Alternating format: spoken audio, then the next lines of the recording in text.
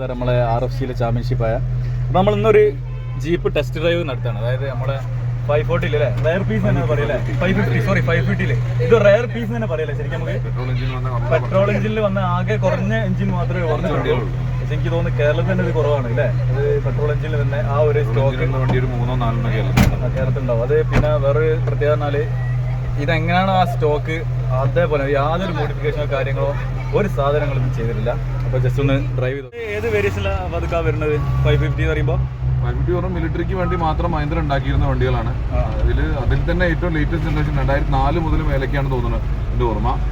അത് NGCS chassis, നമ്മുടെ Thar DI ഒക്കെ അല്ലേ, അതിൻ്റെയൊക്കെ അതേ ചേസിലാണ് ഈ വണ്ടി വന്നിട്ടുള്ളത്. പിന്നെ അതുപോലെ ഡിഫറൻഷ്യലൊക്കെ ഭയങ്കര വൈഡായി, പഴയ വണ്ടിനേക്കാളും വിടുത്തു കൂടിയ വണ്ടിയാണത്. അല്ല, XDP അല്ല, 550 വന്നിട്ടുണ്ട്. അത് ഡീസലാണ്. ഇത് പെട്രോൾ ഇസൂസുവിന്റെ എഞ്ചിനാണ് ഇതിൽ വരുന്നത് അല്ലേ. അപ്പോൾ കപ്പാസിറ്റി ഒക്കെ നമ്മളെ സെയിം തന്നെ ആണോ വരുന്നത്? അല്ല, 2200 1800. എനിക്ക് കറക്റ്റ് ഫിഗേഴ്സ് കറക്റ്റ് ഓർമ്മയില്ല. പെട്രോൾ എഞ്ചിനാണ്, നല്ല പവർ. അപ്പോൾ നമ്മൾ ആ ഒരു 550 ജസ്റ്റ് ഒരു ടെസ്റ്റ് ഡ്രൈവ് നടത്തിയായിരുന്നു. അപ്പം ഓൾമോസ്റ്റ് നല്ല അഭിപ്രായമാണ് നമ്മളെ പതുക്കെ പറഞ്ഞത്. നല്ല സ്മൂത്ത് വണ്ടി കാര്യങ്ങളൊക്കെ.